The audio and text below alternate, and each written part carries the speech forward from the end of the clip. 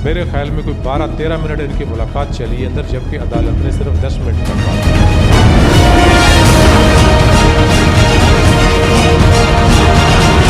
जहरा के वालिद ने मुझे कहा कि आप इसको इतना सिक्योर क्यों कर रहे हैं, आपकी क्या लगती है ये कि इनकी वालिदा ने, इनकी खाला ने अपने दुपट्टे सर से उतार कर दुआ जहरा के पाँव में डाले।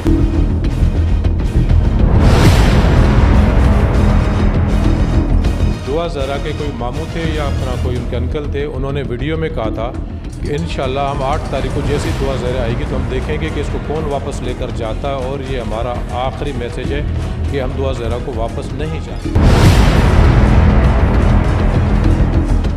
जी बिस्मिल्लाहिर्रहमानिर्रहीम, अस्सलाम वालेकुम। मैं हूं बिलाल अहमद। उम्मीद है आप सब खैरियत से होंगे। दुआ जहरा सोशल मीडिया पर इस वक्त टॉप ट्रेंडिंग के अंदर आ रहा है और पाकिस्तान ही नहीं बल्कि दुनिया भर में ये कहा जा रहा है कि दुआ जहरा को अगवा किया गया। हकीकत क्या है?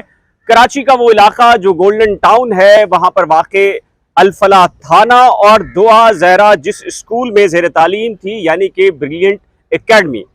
तो आज हमने ये फैसला किया है कि ना सिर्फ हम इलाका मकीनों से मुलाकात करेंगे बल्कि इसके साथ ही ब्रिलियंट एकेडमी भी जाएंगे, और जहां पर इस मुकदमे की पहली एफआईआर दर्ज हुई और 24 घंटे के बाद एक रिपोर्ट जारी कर दी गई, वहां थाने से भी जाकर हकीकत को जानने की कोशिश करेंगे कि असल मामला क्या है। तो आइए चलते हैं और हकीकत को जानने की कोशिश करते हैं।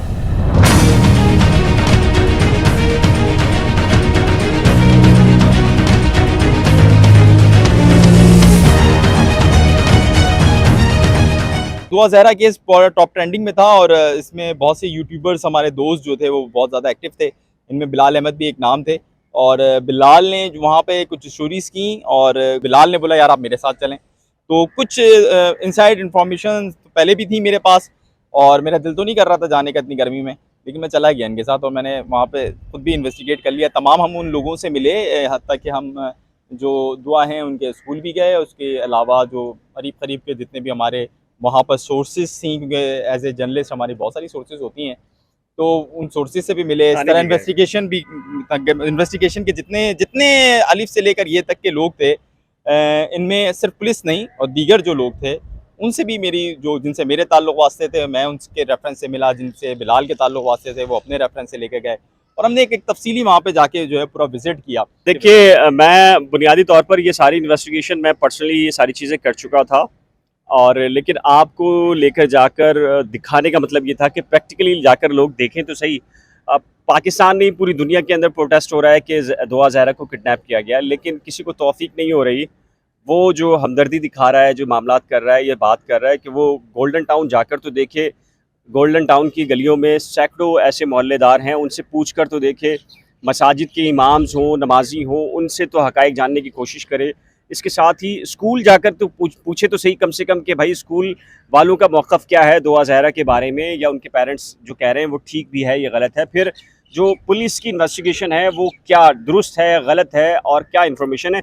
आज आपके तवज्जुह से जाने की वजह से फ़ारूक ऐसा हो गया कि मुझे बहुत सारी ऐसी एक्सक्लूसिव किस्म की और मालूमात मिली हैं जो मैं आज आपके ज़रिए आज तक पहुँचाऊँगा, जो शायद मेरे इल्म में भी उस तरह नहीं थी, लेकिन और ज़्यादा, यानी कि मैं 99% या 98% इस बात का पहले दिन से मुझे यकीन था कि ये किडनैपिंग का केस नहीं है, ये पसंद की शादी का है और दुआ जहरा अपनी मर्जी से गई है। लेकिन जो 1-2% जो शक था वो आज प्रैक्टिकली जाकर उस फील्ड के अंदर दोबारा से जाकर आपके साथ जाकर कुछ ऐसी सोर्सेज वहाँ से निकालेंगे जहाँ से पता चला। उसके बाद 110% इस बात की हम तो, और मेरे ख्याल से आप भी यकीन हो गया होगा कि मैं आपको कायल करने की कोशिश कर रहा था कि ये दुआ जहरा किडनैपिंग केस नहीं है।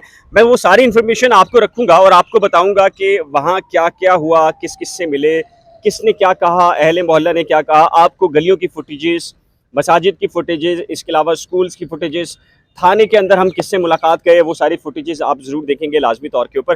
पहले आप मुझे बताएं, आपको यकीन आ गया है तो हम आगे बढ़ेंगे। नहीं, मैं तो खैर यकीन की बात अगर वो करें तो हम कोर्ट प्रोसीडिंग्स के हवाले से मैं ज़्यादा वो था एक्टिव था, और वहाँ पे मुझे पहले ही अंदाज़ा हो गया था कि कम से कम, क्योंकि 2 आईजी मेरे सामने कह चुके थे, मेरी 2 आईजी से खुद बाज़ाब्ता मुलाकात हो गई थी वहाँ पे कोर्ट रूम में, और दोनों आईजी ने मुझे कह दिया था कि गैर गैंग का केस नहीं है, तुम लोग क्यों चला रहे हो इस तरह। और इसी तरह दो आईजी के अलावा जितनी भी कानूनी निकात पे बात हुई, मैं शुरू दिन से ये कह रहा हूँ कि जो उनके वालिद साहब के साथ लोग हैं वो उनको गलत मशवरे दे रहे हैं। अच्छा, मैं बता देता हूँ। अच्छा, ये बहुत सारे लोगों ने ये कहा, और बल्कि मैंने जब ये पहला व्लॉग बनाया था और लोगों ने ये एतराज़ किया था, आज हमने बहुत सारी चीज़ें निकाली हैं जी, आपको एक एक करके बताते हैं।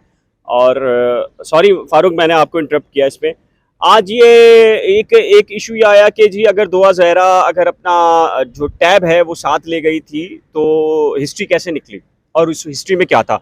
अच्छा, हिस्ट्री में बहुत कुछ था, लेकिन हम बहुत कुछ पर नहीं जाएंगे, जो इस केस से रिलेटेड है सिर्फ उस पर बात करेंगे, वरना हमें जो चीज़ें पता चली हैं वो शायद किसी और तरफ मामला चला जाएगा फैमिलीज़ के हवाले से। तो हमें जो इन्वेस्टिगेटिव जो एजेंसीज़ हैं, इदारे हैं, उन्होंने बताया कि जो राउटर, जिस इंटरनेट का राउटर आपके घर में लगा होता है, जिससे 8-10 मोबाइल, 2 मोबाइल, 3 मोबाइल, लैपटॉप, सब चीज़ें चल रही होती हैं, बेसिकली वो वहाँ से सारी की सारी हिस्ट्री निकल आती है।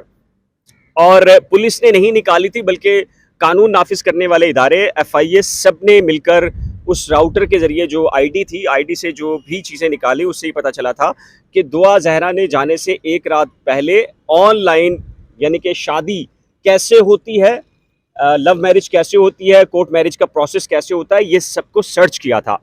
अच्छा, अब आते हैं दूसरी तरफ के जो आज भी हमें लॉ इन्फोर्समेंट इदारों ने और पुलिस ने बताया, एक और बहुत सारी चीज़ बताई, और ये बात मेरे इल्म में नहीं थी और मैं आपको बताता हूँ। उन्होंने बताया कि वालिदैन ये कह रहे हैं कि बच्ची दोपहर को कूड़ा फेंकने गई थी और वहाँ से हुई, और आपने यानी कि लॉ इन्फोर्समेंट कह रहे हैं कि सहरी के वक्त या अलग सुबह के वक्त निकली।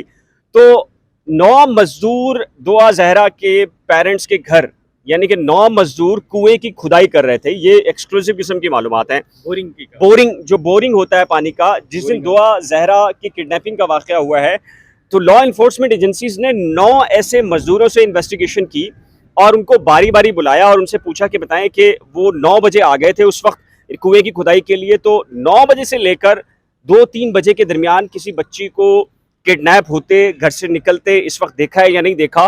तो तमाम के तमाम जितने भी वो मजदूर थे, और वो जब बोरिंग हो रही थी तो हमें लॉ इन्फोर्समेंट एजेंसीज ने बताया कि वो बिल्कुल दुआ ज़हरा के घर के बराबर वाले घर में हो रही थी, और अगर दुआ ज़हरा के पेरेंट्स के घर में से कोई निकलता या आता तो लाजमी तौर पे उन 9 मजदूरों ने लाजमी तौर पर उसको देखना था।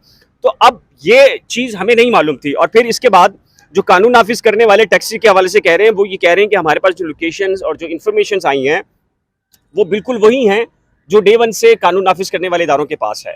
और उनकी जानिब से ये भी पता चला है कि उनकी जानिब से पेरेंट्स को ये डे 1 को कह दिया गया था और पैगाम बता दिया गया था कि आपकी बच्ची किडनैप नहीं हुई बल्कि गई है। तो ये बहुत ही एक ऐसी चीज़ थी। इसके अलावा हम स्कूल भी गए हैं, प्रिंसिपल साहब से हमारी जो बात हुई है, मुजाहिद साहब नाम है, यार रहने दें, उन्होंने मना किया, रहने दें। देखें जो चीज़ है, देखें जो चीज़ है, मेरे ख्याल से मेरी रिक्वेस्ट पे रहने दें बस उसको। देखें जो चीज़ ऑन रिकॉर्ड है मैं वो बता देता हूँ, जो ऑफ रिकॉर्ड है वो मैं नहीं बताऊंगा। क्या क्या चीज़ें और भी डिस्कस हुई हैं।